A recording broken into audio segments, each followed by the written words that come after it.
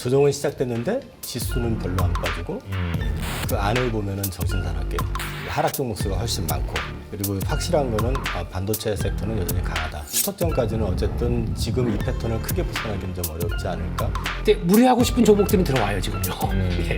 그렇지만 그거를 오전과 오후가 많이 다를 거고요. 오전에 강한 종목들이 그대로 유지되는 경우도 별로 없을 거고, 잘 JAL 해가야 될 것 같습니다. 이제 저희 주력인 반도체가 돌기 시작해요. 그러면은 이들은 타겟이 어디로 가서 보유 비중을 어느 정도까지 맞춰준다 그러면 어떻게 될까요? 근데 아직까지는 여전히 삼성전자에 대한 기대감이 조금 더 남아있는 것 같아요. 외국인들 입장에서는 지금 오늘 같은 경우도 2,000원인가 산 것 같은데 다른 주식들 보면 거의 다 팔았어요. 삼성전자만 오늘 480만 원 들어갔거든요. 아마 지금보다는 연말 주가가 더 높을 가능성이 높다. 엔터주 지금 이거 어떻게 해야 합니까? 그래요?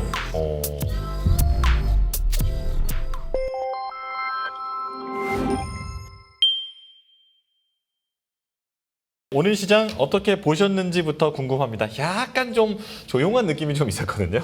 어떻습니까? 조정은 시작됐고요. 사실상 오늘이 아니라 어제부터 전 시작된 것 같은데, 조정이 시작됐다. 네, 조정은 시작됐는데 지수는 별로 안 빠지고 그 안을 보면은 정신사납게 하락 종목수가 훨씬 많고, 그리고 확실한 거는 반도체 섹터는 여전히 강하다. 특히 삼성전자가 강하다라는 거는 좀 계속 지켜봐야 될 부분이 있을 거예요. 네. 그리고 이제 우리나라 원화가 유독 약하다라는 거, 이거는 뭐 다 아시는 관세 협상 이슈가 있으니까 결국 가가지고 추석 전까지는 어쨌든 지금 이 패턴을 크게 벗어나기는 좀 어렵지 않을까. 그래서 리스크 관리 해가면서 추석 이후에 대한 부분을 고민해볼 필요가 있을 것 같습니다. 추석 전까지는 어쨌든 이제 조정이 시작됐기 때문에 이 부분은 좀 조심할 필요가 있다 말씀을 해주셨는데요. 자, 대표님 어떻게 보셨습니까 오늘? 시장은 됐고요. 뭐 이사님이 다 설명해 주셨으니까. 근데 어제 나온 기사 중에서 곰곰이 그것만 생각해 봤었어요.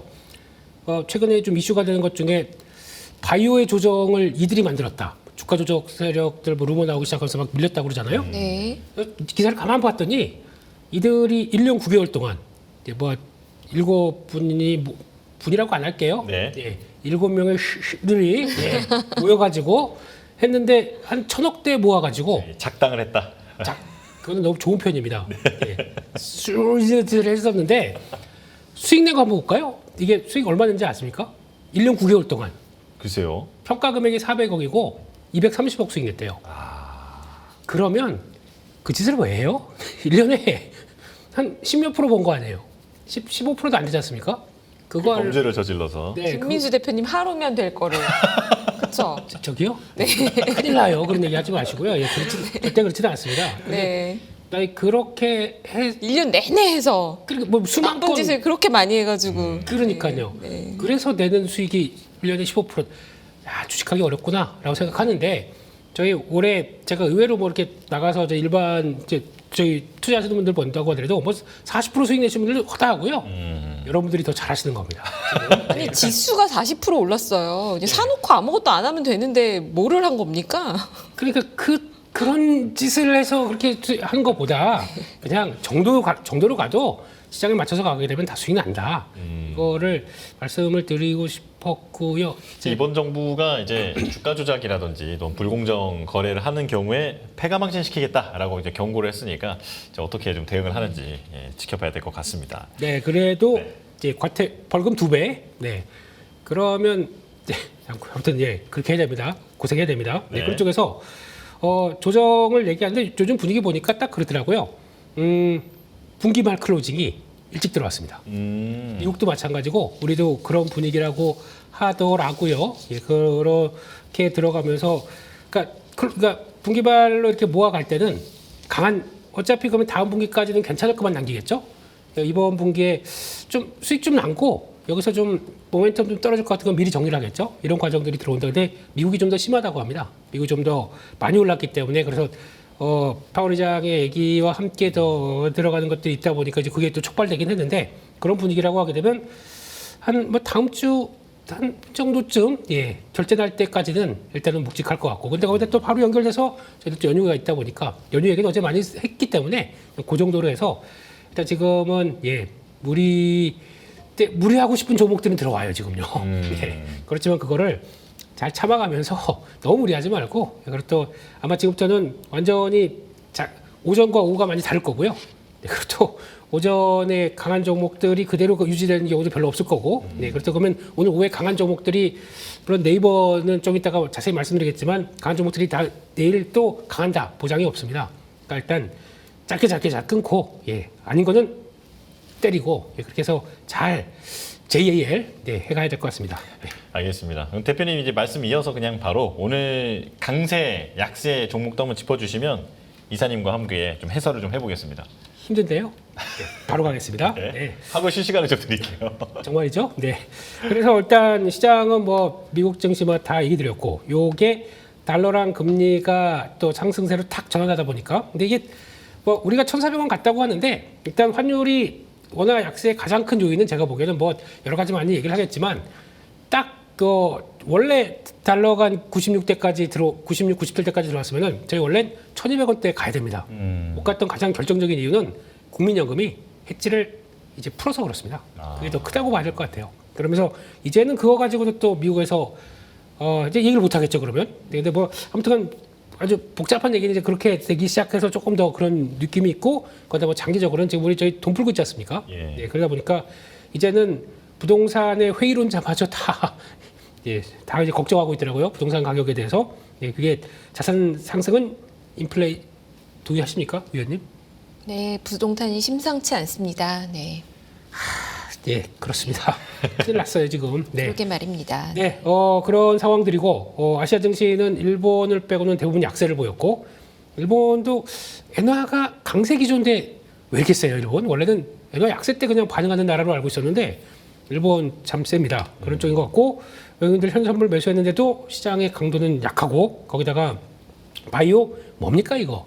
제대로 반응도 못하고 그냥 축축축 처지고 있고, 그런 쪽에서 그런 관점에서 이제 강세 섹터 보게 되면 인터넷은 뭐 당연히 네이버가 그렇고, 네이버가 움직이다 보니까 나무가 2개 있습니다. 네, 그냥 업비트예요. 예, 네. 이걸 가지고 이제 스테이블 코인 다가온다 그러고 막 그 옷장에 하도 할 거 없다 보니까 스토리가 막 커지기 시작하더라고요. 네, 그거는 이따가 또 말씀을 드리고, 네. 그쪽에서 리튬 어제 리튬 아메리카를 미국이 인수했는데 왜 우리 리튬들이 올라갑니까? 이건 조금 좀 이상한 모습들이긴 한데 그렇게 가는 것 같고, 2000 이제 오랜만에 강했고, 강과는 알래스카 LNG 쪽 얘기 나오다 보니까 좀 강했는데, 예, 끝은 또 지지부진. 그러니까 오전에 강한 거는 오후까지 못 갑니다, 이런 분위기로. 네, 그래서 구리 관련주도 어제 보니까 프리포트 맥모란 이거 쭉 밀리면서 뭐 또 이제 광산 폐쇄 얘기들 나오다 보니까 그런 것 같고, 게임주는 도쿄 게임쇼 열린다면서요. 네, 우리 총출동했습니다, 저희. 근데 가봐도 거기는 일본은 콘솔 게임이고 저희는 다 모바일 인터넷 쪽이 강한데 네. 좀 개연성이 없는데, 이제 거기 가서 또 펄어비스 이제 내년 3월 뭐에 그 붉은 사막 얘기 나오다 보니까 또 주가가 움직이는데 믿으십니까? 전 모르겠어요. 지금 펄어비스 가지고 한 5번인가 6번 속아가지고 그냥 그런가 보다 이렇게 가야 될 것 같고요. 근데 저 강세 업종에 네. 로봇은 없네요. 로봇 빼먹었네. 죄송합니다. 빼먹은 거죠? 예. 로봇 있었는데 이거 칸이 좀 없어가지고 거기다 이렇게 끼워 넣다가 좀 한 줄만 툭 튀어나오면 이상하잖아요. 네. 이해해 주시고요. 로봇도 들어 있는 거다. 네. 로봇 강했던 건 오늘 갑자기 레인보우 로보틱스가 쫙 올라왔습니다. 근데 시장에서 얘기는 뭐 기사를 자꾸 찾다 보니까 삼성에서 뭐 홈 로봇에서 뭐 전파 인증을 통과했다 그래서 예전에 분리라고 하는 애완 로봇과 어떤 그 핏봇인가요? 그또 하는 재활 보용 보행 재활 네네네. 이쪽에 대해서 뭐 했다고 하는데 그건 사실 무근인 것 같고요. 제가 자꾸 찾다 보니까 뭐가 나오냐면은 레인보우 로보틱스에서 카이스트랑 같이 해서 보시면 아실 겁니다. 지금 공개한 영상 중에 하나 그게 있습니다. 드디어 휴머노이드의 다리가 나왔네요. 다리가 나왔어요. 예, 다리가 딱 클릭하게 되면 뭐 하는지 아십니까? 문워크합니다. 오. 그래서 이제 갑니다. 이제는 위아래가 결합되기 시작하게 되면 레인보우 로보틱스 되네? 뭐 이런 쪽들. 그래서 그게 모멘텀이 아니었을까 저는 추정을 하고 있는데 네, 그렇게 일단 봐야 될 것 같고요. 예. 약세업종은 반도체 소부장 어제 약간 그런 얘기 드렸어요. 조금 오버슈팅하는 감이 있다, 종목들이. 그래서 그거의 경계성 얘기를 좀 드렸는데 오늘 아침이 다 고가에서 약간 좀 주춤하는데 속도 조절은 좀 나와야 될 것 같고요. 이미용 소비지에 좀 안 좋다는 얘기 많이 드렸고, 카지노 얘기도 어제 드렸고, 조선기자재는 아침에 강하다가 또 쭉 밀리고, 엔터 쪽은 요즘 재미없습니다. 이상입니다. 네. 그러면 저기에서 2차 전지 아까 얘기 나왔는데 희망을 좀 느끼는 분들이 많이 계시거든요. 2차 전지가 이게 진짜 앞으로 반등을 할 수 있을지까지는 아니더라도 적어도 바닥은 맞느냐 이런 질문 많은데 어떻게 보십니까? 제가 자료 정리한 게 있으니까 아, 예. 말씀 좀 드리면은 뭐 그냥 써놓은 건데 일단 오늘 장세가 급등했던 이유는 사실 2차 전지는 사실 주도주는 아니잖아요. 네. 주도 섹터가 아니다 보니까 장세가 조금 주춤하거나 약세 전환이 되면은 항상 거기에 이제 순환매 차원에서 돌아서는 어떤 섹터가 되기도 하고요. 오늘은 또 재료가 있었죠. 아까 이제 리튬 아메리카 관련해 가지고 트럼프 행정부가 지금 10% 지분을 요구하고 있잖아요. 근데 리튬 아메리카 국적이 이게 캐나다 회사라고 하더라고요. 근데 이제 10% 요구하는 게 이제 대출해주기 전에 나 너네 못 믿겠거든. 뭐 리튬 가격 봐 이러면서 그러니까 10% 지분 우리한테 주면 하겠다. 뭐 이게 무슨 거래인지는 잘 모르겠지만 그게 이제 미국에서는 어쨌든 전략 물자에 대해서 다시 한번 좀 중요성을 가지고 가는 거 아니냐라는 기대감 때문에 이제 주가 반등했고 그게 아니, 주가가 98%나 올랐어요. 야, 부러우세요? 아니, 깜짝 놀랐습니다. 지금 숫자 잘못 본 줄 알았네요. 대출해주면서 10% 지분 뺏어가는 정도면은 해볼 만한 장사 아닌가요? 뭐 아무튼 그거 하면서 또 재료가 이제 테슬라 쪽 매출이 좀 늘어나고 있고 이번에 실적이 생각보다 나쁘지 않을 것 같다. 그래서 이제 테슬라형 밸류체인에 있는 뭐 LNF라든지 그다음에 LG 에너솔루션 이런 것들이 좀 상대적으로 강했던 것 같고 그다음에 이제 에코프로가 어제 자금 조달을 했거든요. 그 주식 수합 주가 수익 수합 방식이라고 그래서 주식을 딱 기준을 정해놓고 그걸 초과하게 될 경우에는 에코프로한테 돈을 주고 밑으로 떨어질 때는 그 손실을 보존해주고 그 중간 기간 동안에 이자는 이제 그 채권자라고 해야 되나 이쪽 상대방한테 이제 주는 그런 조건인데 그게 이제 8천억 달러가 아니라 8천억 원인데 제가 8천억 달러를 만들어줄 기관이 없죠. 8천억 원? 네, 저 예. 8천억 달러 같으면 3,500억 달러 뭐 고민할 필요도 없잖아요. 그게 잘못 제가 잘못 적어놨던 네. 거거든요. 적어놓고 나서 보니까 이상한데 이런 것들이 제로 트리거가 돼가지고 상대적으로 눌려 있었던 섹터이기도 해서 오늘 좀 강하게 반등이 나왔는데요. 실적적인 측면이나 이런 것들은 거의 바닥은 온 것 같아요. 근데 이제 문제는 저는 계속 말씀드리는 게 올해는 상단이 제한될 것 같다. 일단은 눈에 보이는 서프라이즈가 나오기 어렵고 그다음에 두 번째는 과거처럼 이게 큰 계약을 따내도 그 계약을 이제는 디테일하게 본다는 거죠. 옛날에는 예를 들어 가지고 15조짜리 계약하면 일단 상한가 붙여놓고 그 다음에 뭐 이렇게 봤는데 언제부터인데 첫 번째 몇 년인데 이걸 따져보게 되는데 한번 과거에 몇 차례 이제 봤었기 때문에 그때 가서 그것도 가봐야 되는 거 아니냐. 이 계약이 픽스된 계약이 아니라 또 그때 가면은 또 달라질 수 있는 계약 아니냐라는 의구심이 있으니까 주가에 덜 반영이 되고 있거든요. 이거는 이제 업황에 대한 노이즈가 여전하기 때문에 그런 거예요. 그래서 2차 전지는 저는 좀 상하단이 제한된 박스권일 가능성이 높다라고 보고 있고 박스권 상단은 직전 상단 정도 보시면 될 것 같고 그 안에서 박스권 매매하는 정도 현재까지는 그렇게 보고 있습니다. 일단 그래도 바닥에 대해서는 이제 맞는 것 같다라는 진단을 좀 해주시긴 했는데 앞으로 이제 상방으로 올라갈 수 있는 뚜렷한 재료는 그렇게 눈에 보이지 않는 상황이다. 네, 이렇게 얘기를 해볼게요. 지금 환율이 지금 올랐어요. 근데 외국인 시총 비중은 30%를 돌파했단 말이죠. 네. 외국인들은 더 들어올까요? 이게 단순히 외국인들이 플레이하는 게 환율만 가지고 플레이하는 거 아니지 않습니까? 네. 환율은 같이 얻어서 걸리는 거죠.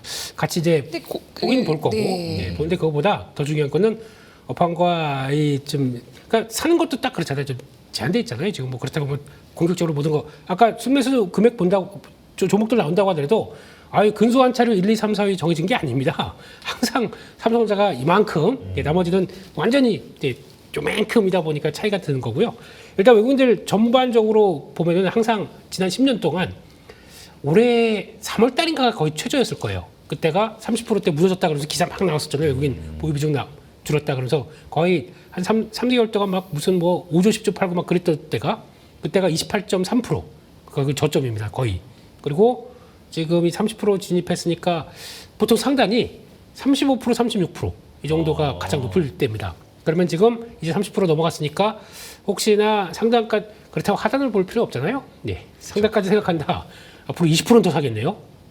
그런 관점으로 보면은 그렇게 되는데 근데 여기서 막상 이제 저희 주력인 반도체가 돌기 시작해요. 그러면은 이들은 타겟이 어디로 가서 보유 비중을 어느 정도까지 맞춰준다 그러면 어떻게 될까요? 아직도 살 게 많다고 봐야 되지 않을까요라고 하지만 환율 가지고는 제가 보기에는 크게 영향을 끼치지는 못할 것 같고, 그러니까 외국인들이 더 많이 사다 보니까 환율이 떨어지는 수도 있겠죠. 이거는 환율은 닭이 먼저인지 달걀이 먼저인지 모르지 않습니까? 그렇기 때문에 그런 쪽인데 그렇다고 이제 구조적인 얘기는 있죠. 그러니까 한국의 체력과 관련된 그 돈 푸는 과정 쪽에서 나오는 흐름을 반영한다 그러면 당연히 그게 맞겠죠. 근데 거기다가 그러면 이 상황에서 수출은 잘 되고 있는데 그게 그 높은 환율에 적용받는다. 결국에는 계속 잘 되기 시작하게 되면 이제 떨어지긴 하겠지만 그것도 이제 아마 하단부는 제한이 있을 것 같고 그런 쪽으로 봤을 때 그냥 사는 게 그냥 맞겠다 이런 생각은 하고 있습니다 지금요. 그러니까 외국인 시총 비중이 30%에서 35%까지 가는 방향인 것 같긴 한데 네. 환율이 약간 지금 찜찜하긴 한데 별로 문제는 아닌 것 같다 이런 말씀이신 거죠. 일단은 그렇게 보고 있습니다. 일단은 이사님 어떻게 보십니까? 근데 지금 30%라고 해도 네. 과거 환율하고 비교를 해보면 우리가 1,200원 넘어간 적이 별로 없었잖아요. 네. 근데 지금 1,400원임이라고 하면 환율에서만 20% 이상이 올라 있잖아요. 네. 그러니까 사실은 달러 효과도 좀 있는 것 같아요. 저는. 그렇게 놓고 얘기하면 아직 30%라고 보기에 좀 애매하죠. 그러니까 30%가 아닐 수도 있는 거죠, 지금. 그래서 저는 여전히 외국인들은 좀 룸이 있어 보인다라는 게 개인적인 생각이고요. 그리고 이제 이따 뭐 그냥 여기서 할까요? 그 삼성 같은 경우. 네네. 삼성전자 풀어서 같은 해주세요. 경우는 네. 제가 준비한 게 있는데 지분을 보시면 지금 아마 오늘 480만 유가 사가지고 이제 52% 근처 왔을 거예요. 근데 삼성전자가 통상적으로 보통 한 54에서 56% 레인지가 평균이었었고 외국인 지분율이. 네네. 네. 잘 나갈 때는 58%도 넘었었고요. 근데 제 기억에는 넘은 적이 있는지 모르겠지만 60% 넘어갔던 걸 본 기억은 없어요, 저는요. 그리고 이제 요번에 50%가 잠깐 깨졌다가 올라왔었잖아요. 그래서 삼성전자는 통상적으로 봐서 54에서 56% 레인지인데 이게 보면은 1%가 대충 제가 살펴보니까 5,900만 주 정도 돼요. 조금 더 돼요. 5,900만 주가. 그러면 지금 이제 52%가 된다고 하면은 남은 게 한 1억 2천만 주 내지는 조금 더 상단을 보게 되면은 2억 몇 천만 주 되잖아요. 여기에 더해서 최근에 이제 대통령께서도 연기금 뭐 하냐고 그러잖아요. 왜 자꾸 네. 국내 주식 팔고 그러냐고. 그러면 연기금이 내년에 만약에 국장의 비중을 키운다 예를 들어서 삼성전자 안 살까요?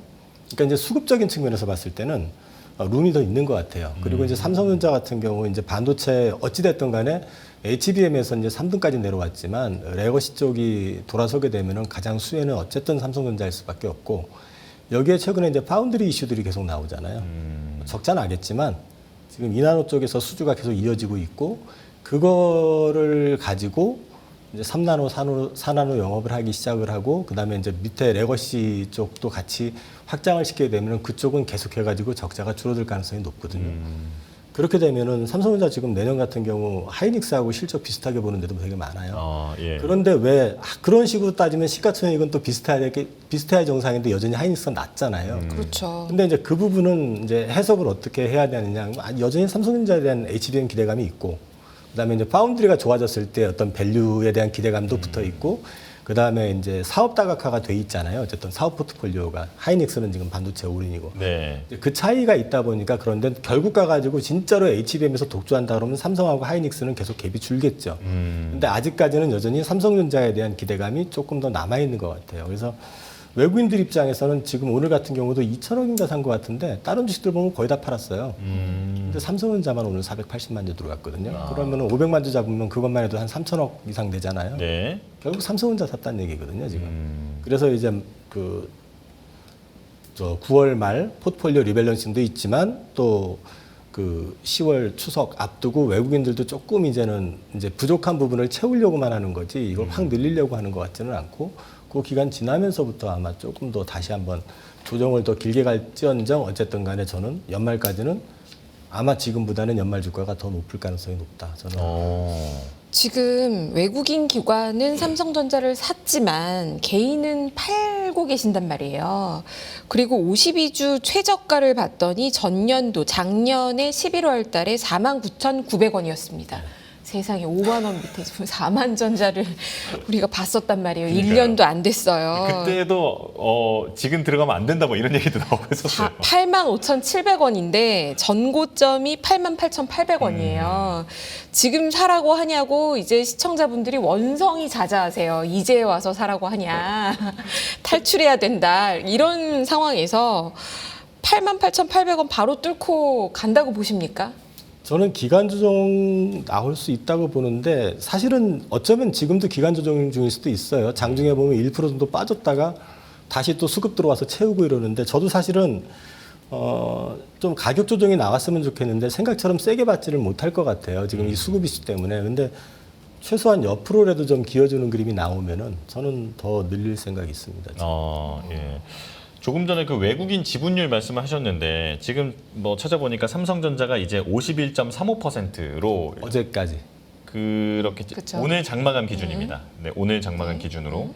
네, 그렇게 해서 51.35%가 이제 삼성전자고 하이닉스는 56%에 가깝거든요. 55.84%인데 이렇게 보면 대표님 저는 이제 잘 모릅니다만 네. 보통 SK 하이닉스의 외국인 지분율 상단이 몇 퍼센트 정도 되는지 만약에 56% 정도에 가깝다면 뭐 외국인이 이제 뭐 다 들어온 거 아니야 이렇게 생각할 수도 있는 거 아닙니까? 그 질문이 제일 답답합니다. 아 그래요?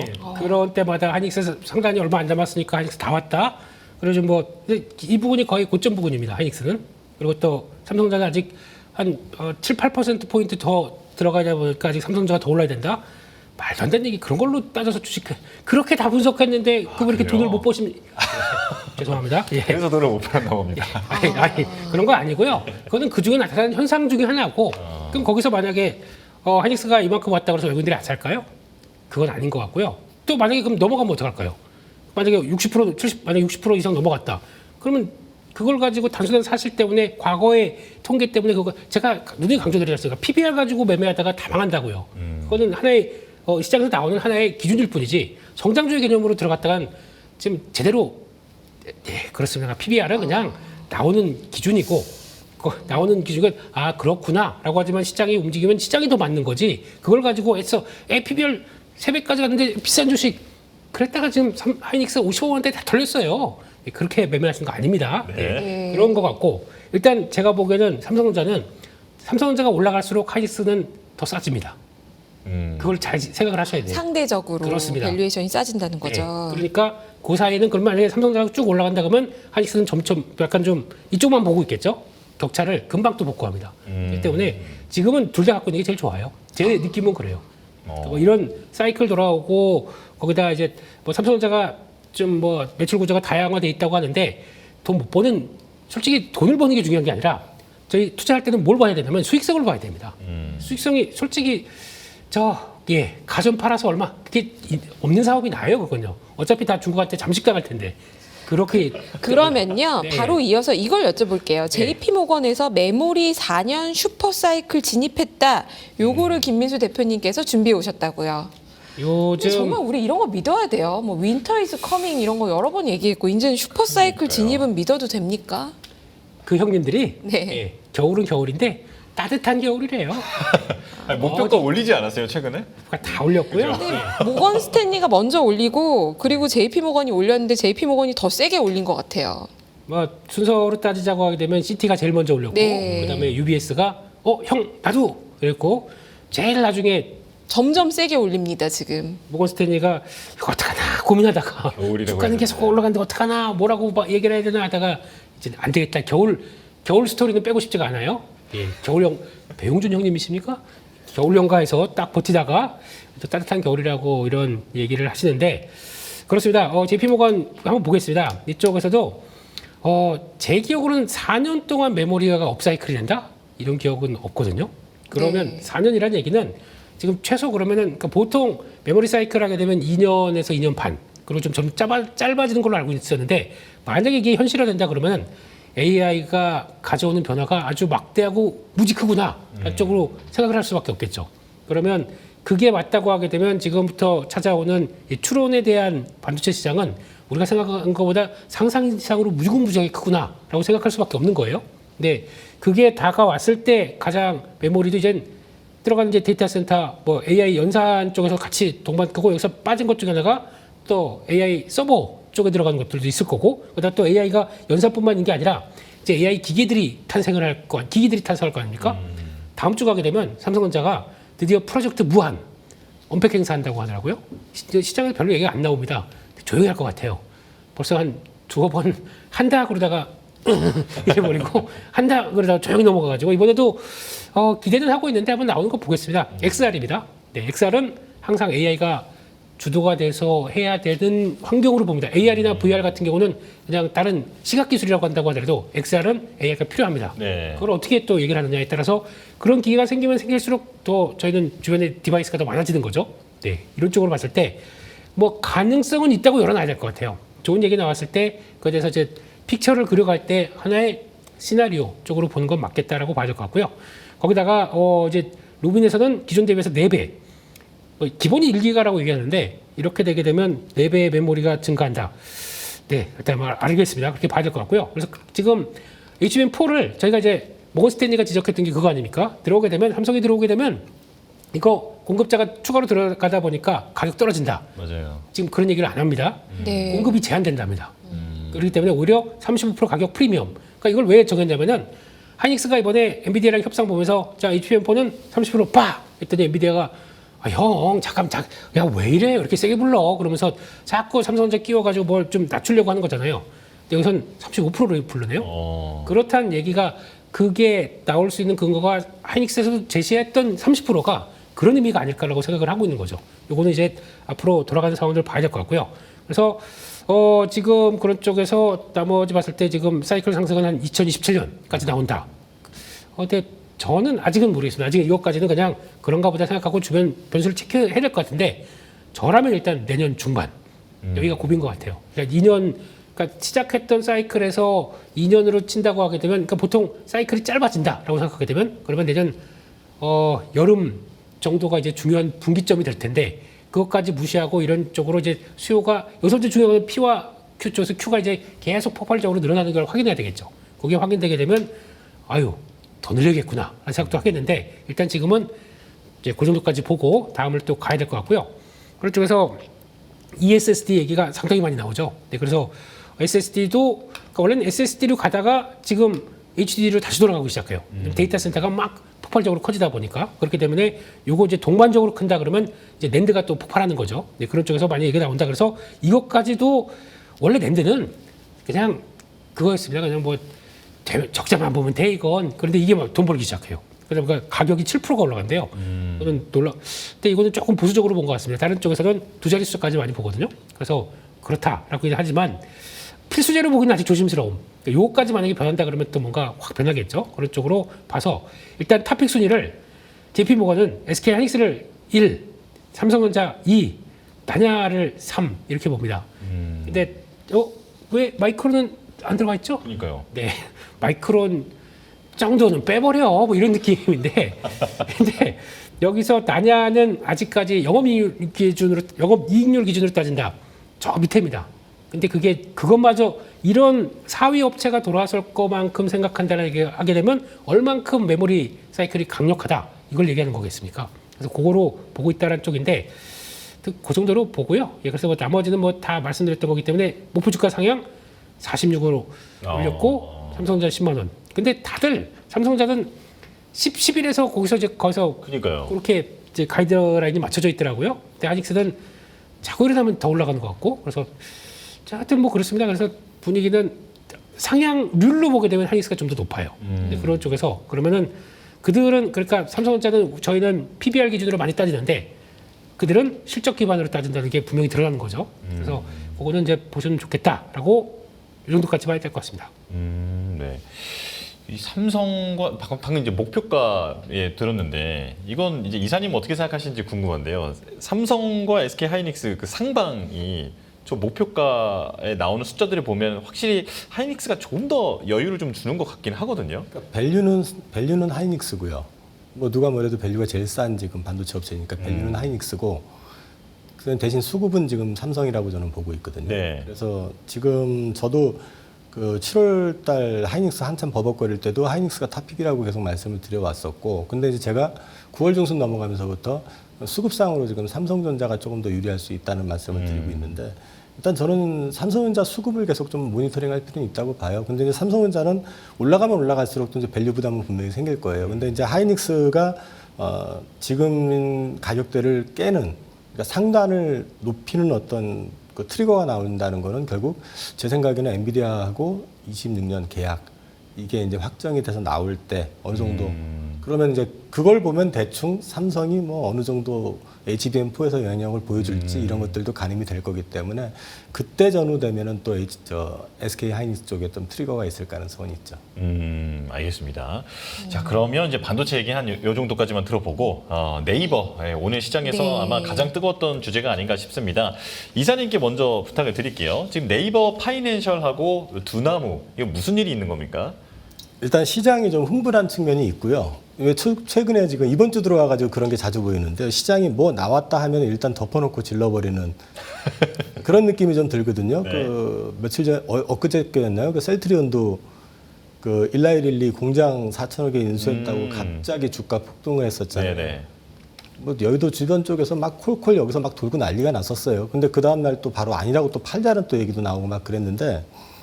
사실은 지금 이제 그 말씀을 드리는 이유가 이제 공장을 인수하게 되면 릴리로부터 일정한 어떤 계약은 받겠죠. 생산 관련된 부분들. 근데 실제로 그 셀트리온 같은 경우도 밸류를 기대하는 거는 신약 개발을 통해 가지고 리밸런싱이 되길 원하는 거지. 뭐 시밀러라든지 오파 받은 거 OEM으로 생산해 줘 가지고 숫자 올라가는 거는 그건 제한적이거든요. 실질적으로 이제 그런 측면이 있는데 네이버 같은 경우는 오늘 보면은 이제 이 내용만 봐서는 되게 핫합니다. 우선은 그 블록체인 기술하고 간편 결제 시스템의 결합이거든요. 네. 이렇게 되면은 사실은 시장이 이제 우리나라에서 하겠다고 하는 스테이블 코인 뭐 원화 쪽이라든지 할 게 되게 많아요. 그리고 네이버가 가지고 있는 모든 그 자산과 관련해 가지고 거기에 블록체인 기술을 도입하게 되면은 또 그게 또 다른 얘기가 될 것 같고. 근데 이제 이 부분이 분명한 거는 시장의 어떤 판도를 뒤흔들 수 있을 가능성도 있다고 보는데 한 가지 딜레마는 제가 아까 살펴보니까 네이버 파이낸셜하고 그 두나무하고 그 자산가치 수익가치를 비교해 봤거든요. 둘 다 비상장에서잖아요. 수익가치는 10배 차이 나고요. 자산가치는 한 4배 반 정도 차이 나요. 네. 그렇게 되면은 합병하고 나면은 일대주주가 네이버가 될 수가 없어요. 그리고 지분율도 사실 30% 훨씬 못 미칠 가능성이 높거든요. 근데 시장은 네이버 밑으로 편입이 된다라고 기정사실화해서 하는데 그걸 어떤 마법을 써가지고 하느냐에 따라서는 될 수도 있겠죠. 뭐 추가적인 옵션을 뭐 제공을 한다든지 그래서 아니면 특수관계인으로 이렇게 묶어 들어갈 수도 있을 거고 여러 가지가 있겠지만 아무튼 지금 오늘 이거는 사실 시장이 수익에 목말라 있는 측면도 좀 강하고 그리고 오늘 네이버가 상장 이후 사상 최대 거래입니다. 상장 이후 사상 최대 거래요. 네, 그거 일부러 조회해봤거든요. 코로나 때도. 네. 이 거래량 이렇게 터졌기 때문에 의미가 없다고 얘기는 못하겠지만은 향후 추이에 대한 부분들은 조금 더 살펴볼 필요는 있을 것 같아요. 정말 큰 사건이긴 하네요. 그 대표님도 그 자료를 준비해 오셨잖아요. 네. 좀 더 이어서 설명을 해주실까요? 네, 이사님께서 잘 말씀을 해주셨는데 일단 시장의 가장 큰 핵심은 겁니다. 뭐 내용들을 다 아실 거예요. 지금 두나무 비상장 물론 비상장에서 가격 쫙 올랐겠죠. 이거 뉴스 나오다 보니까 전날까지 한 12조 정도 했습니다.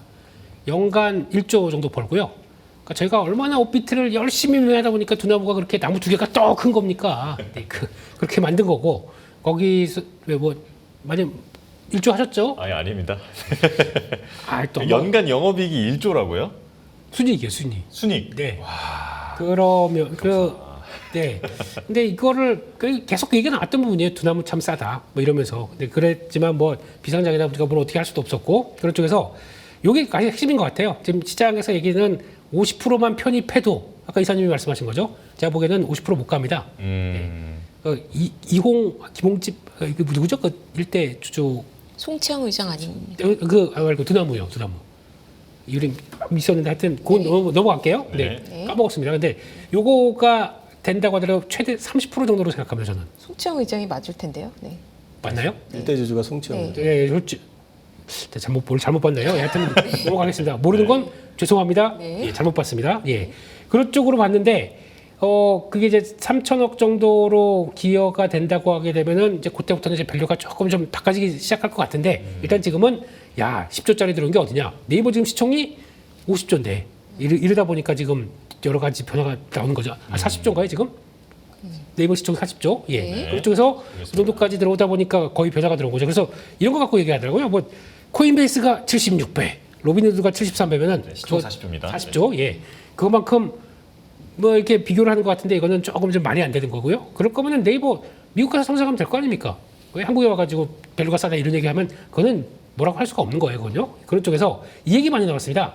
스테이블 코인 협업될 것이다라고 하면서 지금 나오는 것들. 그래서 워낙 스테이블 코인은 여기에는 잘 못 가니까 우리 쪽에서 다 영향을 끼칠 것이다. 그러다 보니까 국내 결제, 간편 결제가 더 강해질 것이다. 이러다 보니까 오늘 KCP 한국사이버 결제요. 막 네. 쭉쭉 올라가고 이런 현상들이 나오면서 저희끼리 이제 막 이제 그림을 키워간 거죠.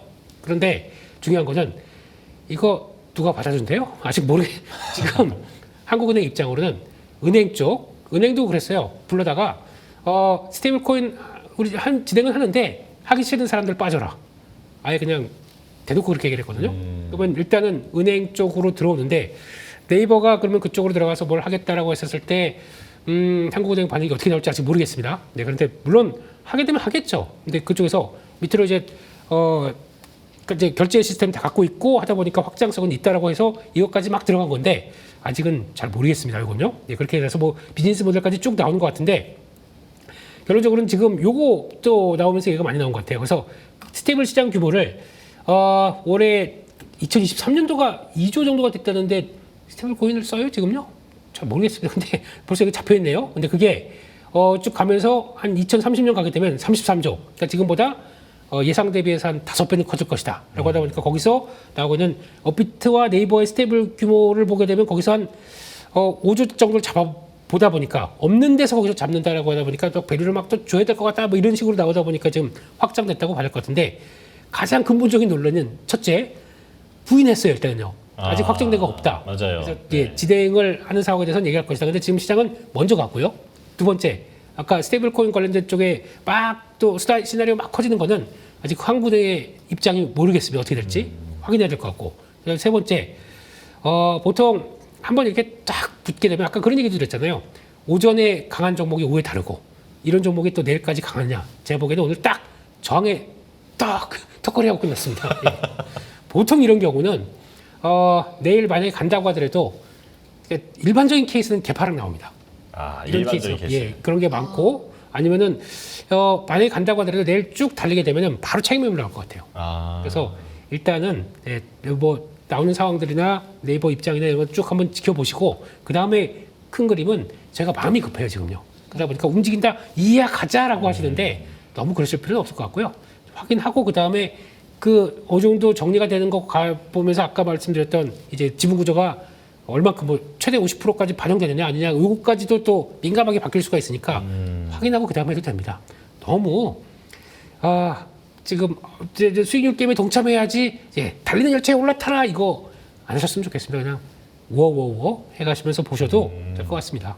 예, 포모가 이제 업종 전반적으로 좀 퍼져 있는 그런 느낌이 있어요. 특히나 이제 반도체 쪽만 요즘에 많이 오르다 보니까 다른 쪽으로는 온기가 안 도는 상황에서 이제 그런 종목을 좀 갖고 있던 분들은 지금인가 보다 이렇게 좀 들어가시는 것 같은데 어쨌든 확인을 하고 올라타도 늦지는 않는다라고 말씀을 해주셨고요. 자, 엔터주 얘기도 마지막으로 좀 짚어보겠습니다. 하반기가 사실 그 성수기여서 엔터주가 이렇게 약할 리는 없을 것 같은데 계속 하락하고 있거든요. 왜 그런 겁니까? 이게 엔터주 조금 노이즈가 생겼었던 거는 이제 우리나라 국내 아이돌 저는 사실 잘 접하지 못했던 아이돌인데 어쨌든 중국 공연이 또 연기, 뭐 취소, 뭐 이런 게 한번 됐었던 적이 있었잖아요. 그래서 한한령에 대한 노이즈가 생기면서부터 엔터주들이 하락이었나 뭐 그랬던 것 같습니다. 네. 아이돌은 좀 많이 익숙한 분들 빼고는 잘 모르기 때문에 그분이 얼마나 유명하신 분들인지 잘 모르겠어요. 네네. 아무튼 간에. 그래서 이제 그 노이즈가 좀 있었고요. 그다음에 시진핑 주석 그 방한 관련해서도 좀 노이즈가 있었죠. 이번에도 또 뭐 경제 5년 만에 했었는데 오는 쪽으로 얘기가 맞아요. 됐는데도 네. 또 이제 뭐 정상회담 관련해 가지고 할지 안 할지, 또 한 가지는 뭐 트럼프하고 시진핑과의 만남이 그냥 뭐 회담으로 이어지진 않을 것 같다. 뭐 이런 것들 저런 것들 때문에 이런 노이즈들이 조금 계속해 가지고 시장을 누르는 측면이 있고, 또 한 가지는 시장이 압도적으로 지금 반도체에 쏠려 있죠.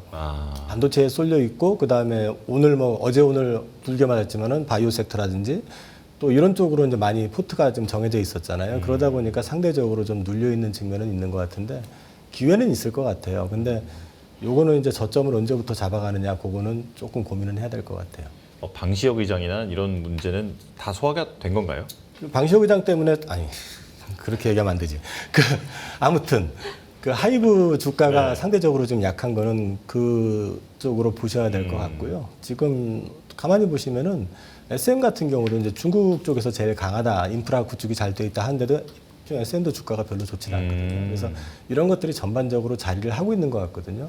근데 사실은 엔터가 중국 떡봐가지고 성장한 건 아니잖아요. 지금 뭐 K-팝이니 뭐니 하는 것도 다 중국을 제외하고 사실 크게 올라온 거잖아요, 매출이. 근데 시장은 그걸 좀 과민 반응하고 있기 때문에 이거는 또 실적 시즌 나오게 되면은 그때 전후에서 바닥을 다지면서 돌아설 가능성도 있어 보입니다. 네. 대표님께도 여쭤볼게요. 엔터주 지금 이거 어떻게 해야 합니까? 기회입니다. 그래요? 이렇게 세게 지금 아니면 발언하시는 거는 또 거의 못 본것 오랜만이네요. 같은데. 네. 이사님도 지금 약간 우려스러운 표정으로. 네. 인증해 주세요. 지금 네, 지금부터 쇼츠 올라간 지금, 다음에 네, 쇼츠 지금 나왔습니다. 네. 지금이 기회다 이렇게 나올 겁니다, 마쇼츠가. 엔터 기회입니다. 잠깐만요. 방송 좀 지우고요. 네. 아니, 이런 때 싸게 사지 언제 싸게 사겠습니까? 그런 생각이 들고 있고요. 그런 쪽에서 보다 보니까 아까 오다 보니까 캐대언 아시죠? 네. 네. 캐대언이 지금 미국에서 5주째인가 박스오피스 1위래요. 네. 5주인가 4주인가 하여튼간. 아니 넷플릭스에서 실컷 볼 수 있는데 그걸 가지고 1,700개인가 거기서 지금 보고 있대요. 박스 오피스에서요? 네, 미국 그렇다고 박스 오피스. 하더라고요. 네, 극장이 오랜만에 잘 된다고 하답니다. 네. 가서 사람들이 그냥 축제하고 있어요. 나올 때마다 다 따라 부르고 있고 뭐 이렇게 이거 찍고 올라온 거 보니까 이 사람들이 저 그 노래가 빌보드에서 1위를 뭐 몇 주, 뭐 6주인가 하고 그랬던 그 영향이 아마 영화로도 이렇게 지금 넘어가는 것 같네요. 이거 넷플릭스 되게 놀라고 있대요 지금요. 그래서 저 넷플릭스 사상 처음이라고 들었습니다. 박스오피스 1위를 찍은 거는. 그렇죠. 근데 물론 그거랑 우리랑 무슨 상관이냐? 그러면 솔직히 상관이 조금 없긴 없어요. 근데 우리 거 가지고 그들이 돈 버니까 아깝죠. 네, 많이 아깝죠. 근데 반대로 얘기했으면 우리가 만들었으면 그렇게 아주 그들의 입맛에 맞게 그렇게 딱 좀 트렌디하게 만들었을까? 이것도 좀 걱정이죠. 그런데 그럼에도 불구하고 제가 느끼는 건 뭐냐면은 회사 이름은 하이브입니다. 중에서 외국 아이들을 데려가지고 거기다가 우리 K-팝 스타일로 시스템을 만들어서 나온 친구들이 잘합니다. 지금 얘기가 안 나와서 그렇지. 지난번에 캐치아이라고 네, 캐치아이. 그 중에 누님 한 분이 일단 나가셨습니다. 나가시고 다시 구성돼서 왔는데 뒤늦게 나온 지 앨범 좀 되는 앨범이 빌보드 핫백으로 지금 올라가고 있어요. 지금 틱톡 그 트렌드 본다고 하더니 쭉 올라오더라고요. 이거 봐라 라는 생각이 들고 있고, 게다가 또 남미 형님들 데리고 만드는 그룹 중에 하나가 코르테스라고 있습니다. 코르테스. 네, 이것도 그러니까 저는 모르겠어요. 제 감성은 아니고 약간 뉴진스 느낌이 남자가 부르는 것 같은 이런 약간 좀 잔잔한 이런 쪽인데, 근데 그것도 인기가 많더라고요. 그러다 보니까 이게 그들의 취향에 맞게 바뀐, 제 취향에 맞겠습니까? 어떻게 아저씨 취향은 상관없이 그들의 취향과 맞춰서 가고 있는 것도 또 하나의 축이 된다라고 하게 되면, 이거 분명히 나중에 가게 되면 또 이제 이게 쭉 올라가게 되면 IP 잘 활용했다는 쪽 얘기 나올 것 같아요. 그런 거 보게 되면 이런 때 그냥 뭐 조용히, 또 안 가는 섹터지만 조용히 지금이 기회다. 두는 거는 저는 괜찮다고 생각을 하고 빨리 지워주세요. 지워주세요. 그럼 지금 한 1분 정도 남았는데 이거만 여쭤볼게요. 이 두 분께 여쭤볼게요. 엔터주 하나씩만 골라주시죠. 방금 하이브 얘기 다 들어놓고 하이브? 네, 하이브로 정리를 할게요. 이사님은 어떤 거 고르시겠습니까? 전 JYP. JYP.